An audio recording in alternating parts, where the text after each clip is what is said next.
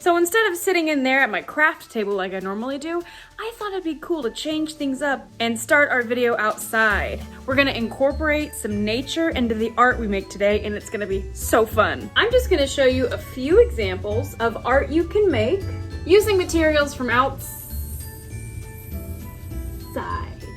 And you can do this in your front yard, in your backyard, on a walk, at a park, anywhere outside. Find some stuff that you think is cool that you can incorporate into art. So gather up whatever you find that you think is cool, that sparks your creativity, and we'll go inside and get working on it. And you'll see on my messy craft table that I have lots of leaves. I found some really cool snail shells, some old dried up flowers. I found some flower buds, some big leaves, smaller leaves, grass, twigs and sticks. There's lots to pick from. So for my first example, I'm going to use a piece of purple cardstock. You can use any kind of paper or any color of paper that you want for this. So I'm gonna use the outdoor materials to write my name. See, there's my K with the dandelion. My name is Kat, K-A-T, so it's a pretty short name. But if you have a longer name, you might just wanna do your initials or a letter.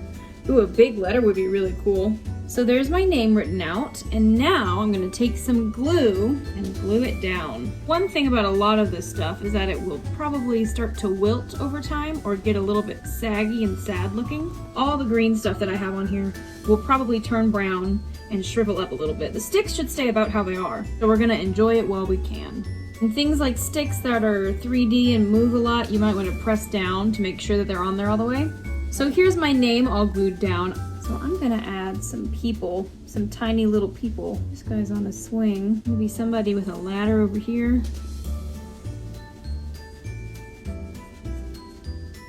So this is one silly little example of how you can get super creative with stuff from outside. So these two leaves to me kind of look like a snake's head or like a dragon's head. So I think I'm gonna make that guy into a snake, but I have a little one. So maybe I'll do a mama snake and a baby snake. So I just traced over my leaves in pencil, and I'm going over them in Sharpie so that you can see it. The big guy's body, we did a long line. Big swirly, sneaky, snaky line. If you haven't seen my watercolor with marker video, I will link that in the description, because that's how I'm going to fill them in, is with my watercolor marker technique.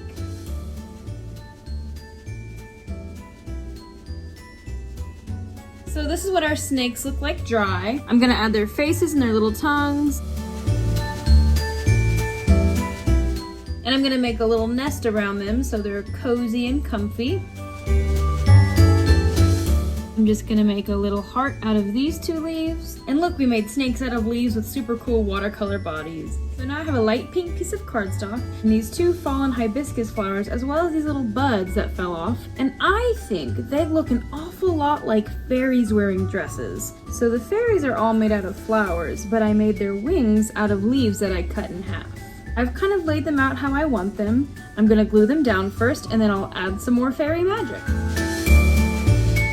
Going through sketching their heads and some hands for them.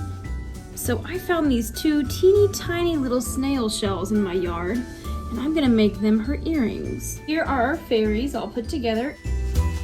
Now I'm taking random pieces of bark and grass and anything I have left over and making a frame around my picture.